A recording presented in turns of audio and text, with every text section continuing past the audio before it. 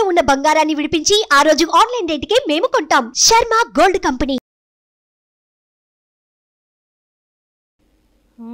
గణానాన్త్వా గణపతిగం భవామహే కవిం కవీనాముపమస్రవస్రవం జ్యేష్ఠరాజం బ్రహ్మణస్పద ఆనశృణ్వన్నోతిభిస్సీదసాదనం ప్రణో దేవీ సరస్వతి వాజినీవతి వీణామవిత్రయవతు గణేశాయ నమః సరస్వత్యై నమః శ్రీగురుభ్యో నమః హరి ఓం. ఓం శ్రీమాత్రే నమః. అందరికీ కూడా చక్కగా వచ్చే మాఘమాసపు శుభాకాంక్షలు చెబుతూ మీ అందరికీ కూడా ఇళ్లలో శుభకార్యాలు జరగాలని ప్రార్థిస్తూ అమ్మవారిని ఓం శ్రీమాత్రే నమః. మాసఫలాలు కార్యక్రమానికి స్వాగతం సుస్వాగతం. ఫిబ్రవరి మాసంలో ఏ విధంగా ఉండబోతోంది ద్వాదశ రాశుల వారికి తెలుసుకుందాం. మరి ఓం శ్రీమాత్రే నమః. ఆస్ట్రో భాగ్యలక్ష్మి అనే ఈ ఛానల్ని సబ్స్క్రైబ్ చేశారా? చేయకపోతే వెంటనే చేయండి. అంతేకాకుండా జాతకాల నిమిత్తం ఏదైనా సి సెక్షన్కి కానీ లేకపోతే కుంభ వివాహాలు కదలి వివాహాలకు కానీ మీరు నన్ను సంప్రదించవచ్చు.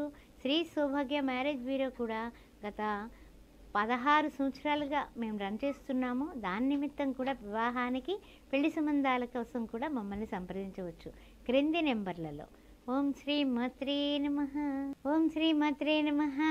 మిథున రాశి వారికి మాసఫలాలు కార్యక్రమంలో ఏ విధంగా ఉండబోతుందో తెలుసుకుందాం. మరి ముఖ్యంగా చూసినట్లయితే కనుక ఈ ఫిబ్రవరి నెలలో మిథున రాశి వారికి మనకి కొన్ని విషయాలలో కొన్ని ఎదుగుదల ఉంది. కొన్ని విషయాల్లో ఏంటంటే ఆలోచించి తీసుకోవాల్సిన నిర్ణయాలు కనిపిస్తున్నాయి. అయితే ముఖ్యంగా మనం చేయాల్సింది ఏంటంటే కనుక ఆరోగ్యం భాస్కరాది చేత్ అంటూ ఉంటాం కదా, ఆరోగ్య విషయంలో జాగ్రత్తగా ఉండండి మిథున రాశి వారు. ఎందువలన అంటే కనుక మనకి చూసినట్లయితే అష్టమ రవి కనపడుతున్నాడు. అందువల్ల ఈ మాసంలో మీరు కనీసం కాస్త ఇంచుమించు 15 రోజుల పాటైనా సరే మీరు ఆరోగ్య విషయంలో జాగ్రత్తగా ఉండండి. అవసరం అనుకుంటే తప్ప ప్రయాణాది క్రతువులు పెట్టుకోకండి. ఎందువల్ల అంటే కనుక ఇబ్బందులు పడేటటువంటి పరిస్థితులు కనపడుతున్నాయి. ఆరోగ్య విషయంలో జాగ్రత్తగా ఉండండి. ఇంకా కుదిరినట్లయితే కనుక ప్రతిరోజు సూర్య నమస్కారాలు చేసుకుంటే అన్ని విధాలా యోగవంతంగా ఉంటుంది మీకు. తర్వాత ముఖ్యమైనటువంటి రెండొక విషయం ఏమిటంటే కనుక ప్రతి నిమిషము కూడానండి విద్యార్థులు చదువు పట్ల ఆసక్తి కొంచెం తగ్గింది, నిరాసక్తిగా ఉన్నారు. ఆసక్తి పెంచుకోకపోతే మీరు చేయాల్సినటువంటి పరీక్షల్లో మీరు ఉత్తీర్ణులు అవ్వాలంటే ఆసక్తి పెంచుకొని చక్కనైనటువంటి అంటే ఏమిటంటే ఉన్న స్థితి నుంచి మంచి స్థితికి వెళ్ళాలన్నా మంచి కాలేజీలో సీట్లు రావాలన్నా చదువు మీద ఏకాగ్రత పెట్టండి. గోల్ పెట్టుకోండి, రీచ్ అవుతారు. ఆ విషయాన్ని మర్చిపోకండి. తర్వాత విషయంలో ఏంటంటే కనుక కొన్ని మాటలు కానీ తర్వాత ఏమైనా పనులు కానీ ఏదైనా సరే మనుషుల్ని కలవడం కానీ రేపు చేద్దాంలే అనే మాటని పక్కకు పెట్టేసేయండి. అప్పటి పని అప్పుడు అయిపోవాలి అనేటటువంటి క్రమశిక్షణ డిసిప్లిన్ మీకు ఉంటే కనుక డిటర్మినేషన్ మీకు ఉంటే కనుక సక్సెస్ మీ చెంతే ఉంటుంది. ఆ విషయాలు గుర్తుపెట్టుకోండి. తర్వాత ఏమిటంటే భగవంతుడి దగ్గరికి వెళ్ళి దైవ దర్శనాలు దేవతారాధనలు ఇవన్నీ కూడా ఈ మాసంలో మీరు బాగానే చేస్తారు. అన్ని విధాలా కూడా చాలా బాగా ముందుకు పెడతారు. ఆ విషయంలో అయితే ఏం లోటు లేదు. అయితే ఇంకొక రెండో విషయం ఏమిటంటే కనుక కొన్ని గ్రహ సంచారాలు అంటే ఏమిటంటే ఈ మనకి అమావాస్య తర్వాత మాఘమాసం వచ్చేసిన తర్వాత కాస్తంత అంటే ఏమిటి ఇప్పుడు వరకు ఒకెత్తు 10వ తారీఖు నుంచి ఒకెత్తు అన్నట్టుగా కాస్త మార్పులు చేర్పులు కనపడుతున్నాయి. ఆరోగ్యం కుదుటపడటం 15వ తారీఖు నుంచి. ఆ తర్వాత ఇంకా ముఖ్యంగా ఏంటంటే కనుక కొంచెం పూర్ణాయుద్ధాయము పూర్ణ ఆరోగ్యము కనిపిస్తోంది. అంతేకాకుండా ఆలోచనలు మాత్రం అండి మీరు ఏవో ఆలోచిస్తారు. వృత్తుల్లో ఉన్నా ఉద్యోగంలో ఉన్నా వ్యాపారంలో ఉన్నా పాత్రికేయులైనా టీవీ తర్వాత ఏదైనా సరే సినీ కళాకారులైనా ఎవరైనా వ్యవసాయదారులైనా మనం ఎవరైనప్పటికీ కూడా మీరు కొంచెం మీ ఆలోచన వేరు అక్కడ జరిగేది వేరు అయిపోతూ ఉంటుంది. అందువలన కొంచెం ఇబ్బందులు పడతారు. ఆ విషయం గుర్తుపెట్టుకోండి. తర్వాత ముఖ్యమైనటువంటి విషయం ఏమిటంటే కొన్ని సమయాలలో కొంచెం సమయోచితంగా ప్రవర్తించడం అనేది చెప్పదగిన సూచన. అంటే ఏంటంటే కనుక నేను ఇలాగే ఉంటాను అలా పట్టు విడుపు లేకుండా ఉండడం అనేది అసలు మనకి పనికిరాదు. లౌకిక జగత్తులో లౌక్యంగా ఉంటే తప్పనిసరిగా మీరే విన్నర్ అవుతారు. ఆ విషయాన్ని గుర్తుపెట్టుకోండి. కోర్టు వ్యవహారాల్లో ఉండొచ్చు, భార్యాభర్తల విషయాల్లో ఉండొచ్చు, పిల్లల విషయంలో ఉండొచ్చు. ఏమైనా నిర్ణయాలు తీసుకునేటప్పుడు కుటుంబ వ్యక్తుల యొక్క కోఆపరేషన్ అనేది చాలా చాలా చాలా అవసరం.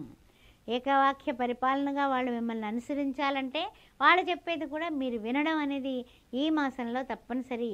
ఆ విషయం గుర్తుపెట్టుకోండి. తర్వాత ఏంటంటే కనుక కొంచెము కొన్ని విషయాల్లో ఏంటంటే కనుక క్రయ విక్రయాలు లాంటివి చేద్దామనేసి ఒక తలంపుకు వచ్చేస్తారు. అంటే ఏదన్నా సరే అమ్మేద్దాం, ఎందుకు వచ్చింది, లేకపోతే కనుక అది కొనాలంటే ఇది అమ్మేస్తే మంచిది, ఇలాంటి ఆలోచనలు అయితే చేస్తారు ఈ మాసంలో. అయితే ఏంటంటే కనుక కొన్ని పరిస్థితులు మనకు టైం బాగుంటే కనుక మంచి ధరలు వస్తాయి, బ్రహ్మాండంగా అమ్మకం అయిపోతుంది, బ్రహ్మాండంగా కొనుగోలు అయిపోతుంది.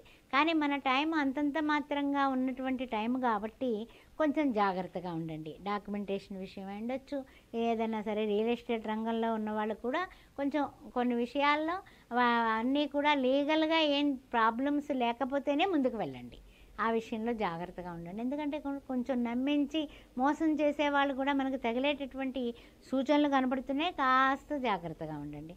తర్వాత ఇంకొక విషయం ఏమిటంటే కనుక ఈ మిథున రాశి వారికి కొన్ని వ్యవహారాలు చక్కబెట్టడం బ్రహ్మాండంగా చక్కబెట్టినప్పటికీ కొన్ని విషయాల్లో తొందరపాటు నిర్ణయాలు తీసుకోవడం వల్ల మీరు అవతల వాళ్ళ యొక్క మాటల్ని నమ్మి విశ్వసించి మీ చేతితో ఎవరికైనా డబ్బు ఇస్తే కనుక అది మళ్ళీ ఇప్పట్లో తిరిగి రాదండి. అందుకని కాస్తంత ఇచ్చేటప్పుడు కాస్త ఆలోచించి ఇంట్లో వాళ్ళతో చెప్పి పెద్దవాళ్ళ సలహాలు అడిగి ఇవ్వండి. అంతేగాని కంగారు పడి అప్పిచ్చేయకండి. వీళ్ళు బంధువులే కదా, వీళ్ళు మిత్రులే కదా, వీళ్ళు తెలిసిన వాళ్ళే కదా.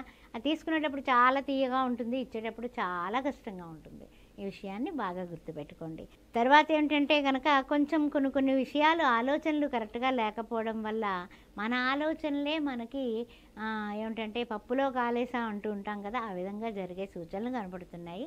అందుకని కాస్తంత పెద్దవాళ్ళతోటి ఇంట్లో కుటుంబ సభ్యులతోటి సంప్రదించి మంచి నిర్ణయాలు తీసుకోవడం అనేది మీకు చెప్పదగిన సూచన. తర్వాత ఇంకా మరి ఉన్న స్థితి నుంచి ఉన్నత స్థితికి వెళ్ళాలి అంటే మిథున రాశి వారు చేయాల్సినటువంటి విషయం ఒకటి ఉందండి. ఏమిటంటే కనుక మనకి ఈ యొక్క రాశుల్లో మారేటటువంటి వైనం ఉన్నప్పటికీ కూడా కొన్ని విషయాల్లో మనకి అష్టమంలోకి ఎప్పుడైతే 5వ తారీఖున మనకి కుజుడు వస్తాడో మిథున రాశి వారికి కొంచెం భార్యాభర్తల మధ్య చిన్న ఏదైనా సరే మాట పట్టింపులు వచ్చే అవకాశం కనపడుతుంది. కాస్తంత జాగ్రత్తగా ఉండండి. ఎదుటి వాళ్ళని గమ్మున నమ్మకండి. బయట వాళ్ళని కాస్త జాగ్రత్తగా ఇంట్లో వాళ్ళతోటి సంప్రదించి ప్రతి పని చెయ్యండి. అదేవిధంగా సుబ్రహ్మణ్యాష్టకం చదువుకోవడం, ఏ పనికి పెడుతున్నా కూడా మీరు ఒక్కసారి మనకి ఒక చెప్పాలంటే కనుక ఒక 20 సార్లు ఓం సాం శరవణ భవ, ఓం సాం శరవణ భవ అని 21 టైమ్స్ అనుకొని మీరు బయలుదేరి వెళ్ళండి. తప్పనిసరిగా సుబ్రహ్మణ్యాష్టకం రోజు చదవండి. సుబ్రహ్మణ్యం షణ్ముఖనాథ సుబ్రహ్మణ్యం అనుకుంటూ ఉండండి. మంగళవారం నాడు ఒక్క పొద్దు ఉండి మీకు రాత్రికి భోంచేసి పొద్దున్నుంచి పాలు పళ్ళు తీసుకొని ఇది మీరు ఏం చేస్తారంటే ఎరుపు రంగు వస్త్రాలు కానీ టవల్స్ కానీ కర్చీఫులు కానీ పేదవాళ్ళకి కనీసం 3కి దానం చేసి 3కి భోజనం పెట్టండి. ఒక్క వారం చేసినా సరిపోతుంది ఈ నెలలో.